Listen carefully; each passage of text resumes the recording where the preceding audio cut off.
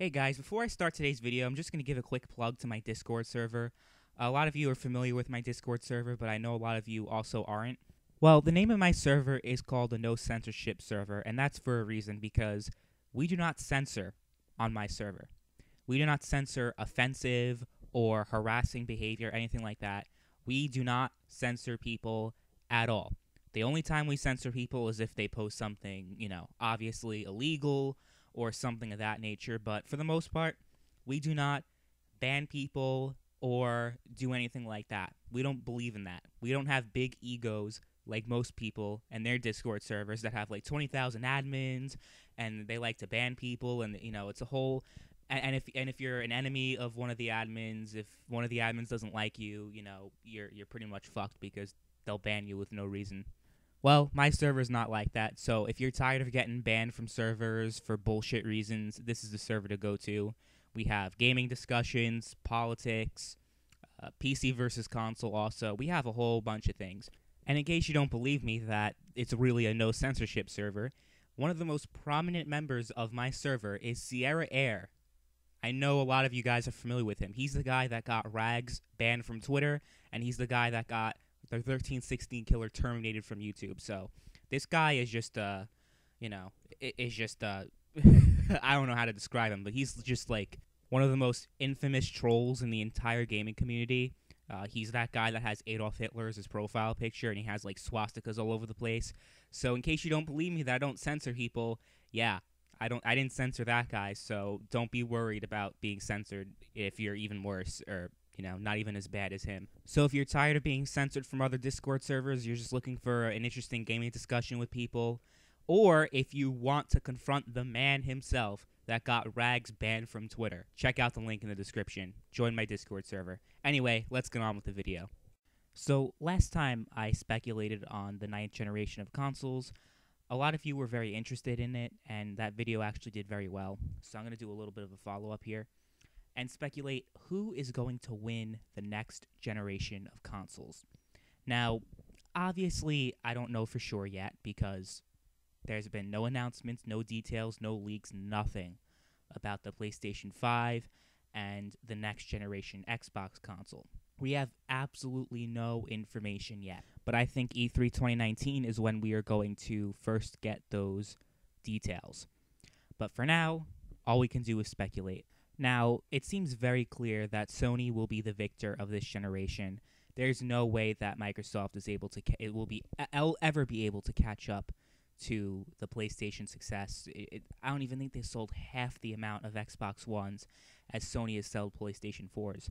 So it's pretty safe bet to assume that Sony is the victor this generation, as they had been in the 6th generation with the PlayStation 2 and the 5th generation with the PlayStation 1. And of course, they also did pretty damn well 7th generation. They pretty much are tied for the victor of the 7th generation if you do not count the Wii. Because the Wii, we all know that story. Most of the units that the Wii sold happened during the first few years of its life cycle. And as soon as people bought Wiis, within a year of the Wii's release, 70% of Wiis were collecting dust. So, yes, the Wii was a huge success, and, we can't take that away from Nintendo. It's probably what saved Nintendo from going under because, the N64 was kind of doing, it was okay, but it wasn't, like, as much of a success as they wanted it to be. GameCube, another situation. Sony completely kicked their ass because the PS2 had a DVD player, and nobody could compete with them. That's really the main reason why Sega went under. The Dreamcast was actually doing pretty damn well. It got good critical reception, unlike the Sega Saturn. But man, the Sony PlayStation 2 and its DVD player is really what made the Dreamcast fail and lose all its relevance and forcing Sega to go third party. The reason why I'm bringing this up is that there are so many unknown factors that any prediction that I will make going forward within the next few minutes, take it with a grain of salt. Don't take my word as gospel just because I have been right on a good amount of predictions that I've actually made. The second the Nintendo Switch was announced, I immediately predicted that it was going to be a huge success. It was probably going to be Nintendo's biggest success, and it's on track to become even more successful than the Wii. So that prediction was correct. And again, that prediction was not coming from Nintendo fanboy. I completely took a shit on the Wii U last generation every chance I could. So it wasn't me just predicting that because I love Nintendo and I was just being too optimistic. No, I saw the writing on the wall with that. And I also correctly predicted the setting of the next Call of Duty game before all the other YouTubers were talking about it. I made the prediction that it was going to be a modern military shooter set in between the events of Black Ops 2 and Black Ops 3, and I turned out to be correct. And again, I'm not pretending to be a video game expert or a serious video game analyst like Michael Pachter or something, but I'm just someone who likes to look at the data and make assessments based on all that. And, a lot of it is based on my gut feeling. Like, it's my gut feeling that E3 2019 is when we'll hear about the next generation of consoles. It just makes sense looking at the fact that the PlayStation 4 Pro and Xbox One X are, they did sell pretty good, but they're not enough to extend the life cycle of the current generation significantly. I mean, people are still talking about how much the Xbox One X and PS4 Pro underperform. So I don't think it's going to hold back the inevitable, and the inevitable being a new set of hardware. Now, there is no way for me to predict what Nintendo has up their sleeves for next generation because the Switch is considered an 8th gen console. So let's say that the new generation of consoles are released next year. The thing about Nintendo, they're so tricky, right? They released their Wii U, they released their 8th gen console towards the end of the 7th generation cycle, and it's very debatable whether or not the Switch is an 8th generation console or a 9th generation console, considering that it's less powerful than the PS4, like the original PS4, never mind the PS4 Pro. So I don't know if you can call it a 9th generation console, but, and also considering the release date, it was released in the middle of the 8th generation. Nintendo's just saying fuck you to the generation cycle. They're just like doing their own thing. They don't care about the generations or hardware or anything like that. They're just doing their own thing. They're not following industry norms at all. They haven't been doing such since the Wii U. So I don't know. Nintendo's going to be the hardest thing to predict in this situation because let's say the Nintendo Switch outsells the PlayStation 4 and Xbox One, but they don't do that until the PlayStation 5 is already out and the new Xbox. Can you say that they won the 8th generation, or can you say they won the 9th generation? Yeah, that's a little bit hard to pinpoint, and that's going to be a little bit difficult in making our predictions. But let's assume that the Nintendo Switch never outsells the PlayStation 4, which I don't think it will. I think the PlayStation 4 will be the best-selling system of the 8th generation, if you include the Switch as a part of the 8th generation. And I obviously can't predict how well the PlayStation 5 will sell in comparison to the Switch. I mean, it's way too early for that. But considering how well Sony's been doing ever since they entered the video game console manufacturing industry, I feel very comfortable putting my money on Sony for next generation. The PlayStation 5, now as far as features and functionalities, like new features they're going to have, Sony definitely has something up their sleeve, something that would be as big as the DVD player was for the PS2. They're definitely planning something for the PlayStation 5. Microsoft tried with the all-in-one entertainment system where you could watch TV and do all that stuff, and the Snap. They got rid of Snap, so obviously that thing did not work. And the Kinect, that did not work. So the reason why Microsoft lost has not little to do with the DRM, because they quickly reversed that. And yeah, while it did hurt Microsoft's initial sales, keep in mind that Sony and the PS3 was an even bigger failure in 2006 than the Xbox One was in 2013. It was just a complete, oh my god. It was just, they had no games. Well, that reminds me of something right now. But we'll get into that. But Sony, the PlayStation 3 was just a mess. It was overpriced. It had no exclusives. It was just, it didn't even have, never mind exclusives, it didn't even have third-party support. So the PlayStation 3 was just a total bust when it originally came out. But over time, Sony improved their game. They were a little bit behind Microsoft with the Xbox, considering the Xbox 360 came out a year before the PS3, and that the PS3 was just, doing so shitty for the first, 1 or 2 years of its release. But after that, man, they were just picking up steam, and they ended up pretty much tying the Xbox 360 in sales. So, point I'm trying to make, reason why Microsoft did not overtake Sony this generation, or why they did not do so well this generation, doesn't have to do with, what's that guy's name? That fucking asshole from that the guy that used to work at Microsoft. I forget his name. You know who I'm talking? Don Matrick. Don Matrick. Yeah, it's not because of Don Matrick and DRM and that comment that he made is that, well, if you don't want to play your games online, we have a great system for you. It's called an Xbox 360. So if you don't want DRM, get an Xbox 360. Oh, we all remember that time period. Yeah, it was very fun. So many memes. But what really hurt Microsoft this generation wasn't its DRM policies, because, like I said, they immediately reversed those policies. It was the fact that for longest time, I think it was at least a year, that the Xbox One was out. And that's the reason why I did not get an Xbox One, was because it was $500 and you were forced to buy it with the Kinect. And they were saying for the longest time, we will not sell it separately from the Kinect. If you want the Xbox One, you have to also get the Kinect. And it just did not work out for them. People did not care about the Kinect. And we're also concerned about privacy, right? I mean, they just come out with this thing with Microsoft. They're spying on Skype users. They're looking at video calls, and they're reading through text messages to check for profanity and for nudity. So they're actually checking your Skype video calls for nudity. And if they find it, they'll ban you. And yeah, Microsoft is, you think Facebook's a bad company when it comes to privacy violations. Microsoft, oh my God. I remember years ago, they filed a patent for this software that the Kinect would have that would be able to detect how many people are sitting on the couch in your living room. And based on the amount of people that are watching, they could charge you multiple times. So if it's, you, your significant other, and if you have children, so it's like maybe 4 people, they would charge you 4 times for the movie because, in their fucking heads, it's like, you're going to a movie theater. So you got to charge each person for tickets or something. It's just, yeah, Microsoft is not a very good company when it comes to privacy violations. Apple, out of all companies, is actually very good with that. And they refused on multiple occasions to give information over to the government. They've been pretty good with protecting users' privacy. And this is coming from someone that doesn't like Apple, but you got to be objective here. Apple is significantly better than Microsoft and other tech companies that just completely violate the privacy of its users. So I don't trust Microsoft as far as I can throw them. And I could throw my Xbox One pretty far if I wanted to. So yeah, no.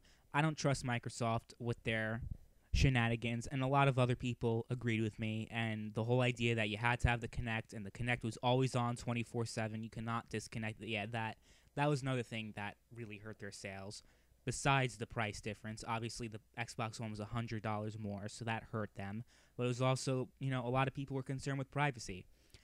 On top of that, recently, Microsoft has had a huge exclusive problem. They have absolutely no exclusives.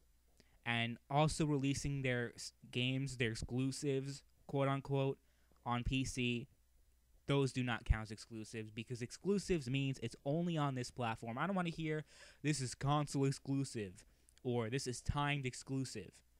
Those exclusives don't count as exclusives to me. No, exclusives means you can only find it on this platform. And PC, while they have their own little thing on there, they have the Xbox store, the Windows store, where you can get these games and you can't get them on Steam or whatever. PC is still its own platform, whether Microsoft likes to admit it or not. Just because Microsoft invented Windows doesn't mean that Xbox and Windows are the same platform. So this whole mentality needs to stop. The reason why Microsoft did that is because, they're obviously trying to shift away from the home console market. At least that's their long-term strategy. I am pretty much 100% confident that they are going to make a console next generation, because there's just too much money in it not to do it. Because if they didn't, Sony would pretty much have a monopoly over the industry, and that would create a lot of problems. And Microsoft realizes that, and they realize there's a lot of money if they stayed in the game. But this whole strategy of releasing their exclusives, quote unquote, on PC is to eventually shift away from the home console market, or at least expand their presence in other parts of the video game industry that they used to not tap into. Like, they tried with games of Windows Live, but that did not work out so well. But that's another thing that completely killed Xbox's chances of being on top this generation. Because, let's face it, exclusives matter. People don't like to admit exclusives matter, but they do. They really, really, really matter. So if Microsoft is in it next generation, they really need to be in it. They need to have exclusive content. Not console exclusive content, exclusive content. Like another Halo game or another Gears of War game that you can only play on the Xbox because that's their moneymaker. Would the Xbox 360 have sold as well as it did if they also released every single one of their exclusives on the PC? No, it wouldn't have. And people try to argue, well, they would have still made their money anyway through the PC because they're still selling their, through their service and they're still making the money. But it still overall hurts the Xbox brand in the long term, whether people like to admit it or not. So unless Sony fucks up big time and like Microsoft did with their DRM policy and just having no exclusive content, I mean, yeah, they didn't do so great this generation with exclusive content compared to the PS3, which just had so many damn exclusives. But they had so many damn exclusives because they wanted to catch up with Microsoft, which is really makes me wonder what Microsoft is thinking right now, not having as many exclusives as they should. They don't even have any exclusives. Never mind as much as they should. They barely have any. The one good thing they got going for them right now is backwards compatibility. But backwards compatibility is being able to play old games that you already own that if you wanted to, you could play on your old system, but it's just more convenient to play it on the new one. And yeah, it runs better, the frame rate's better and all that, but you could still play them on your old console. So it's really not a system seller unless they also have exclusive content along with it.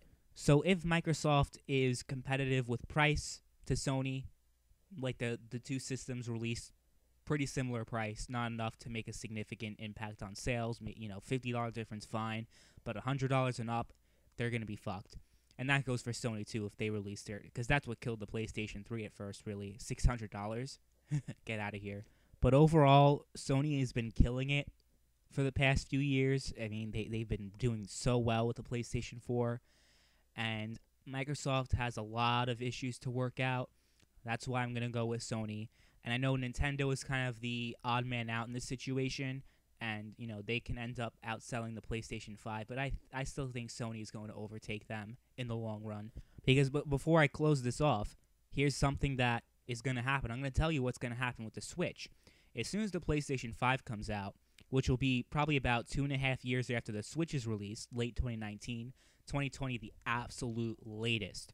But 2019 is my gut feeling. I could be completely wrong, but that's my gut feeling here. They're going to have the same exact problem that the Wii U did. Besides the Wii U having a pretty shitty gimmick, the main problem the Wii U had was its hardware capabilities. People were shifting from the PS3 and 360 to the PlayStation 4 and Xbox One, and developers and publishers did not want to waste their resources making a last generation version just for the Wii U. Because within a year or two of the PlayStation 4's release, PS3 and 360 support was pretty much cut off. And yes, I know that the Wii U's lack of support also had to do with its complex CPU, and it had a pretty slow CPU, but in the long run, its hardware being so far behind the PS4's was why it lost support. People are already struggling right now, as it is, making a Switch version of their games right now.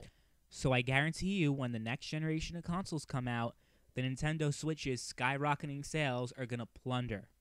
Okay? And I'm not saying this because I wish that to happen. I'm saying it because you look at the history of the gaming industry, you look at the importance of hardware and being up to date with your competitors, Nintendo is going to fall seriously behind. That's exactly what happened with the Wii. That's exactly what happened with the Wii U, and it's going to happen with the Switch, which is why I think the PS5 is going to completely outsell the Nintendo Switch. That's my gut feeling here. I know the Switch is doing so much better than the Wii U, but that does not mean anything in the long term. So who's going to win next generation? Sony and the PlayStation 5.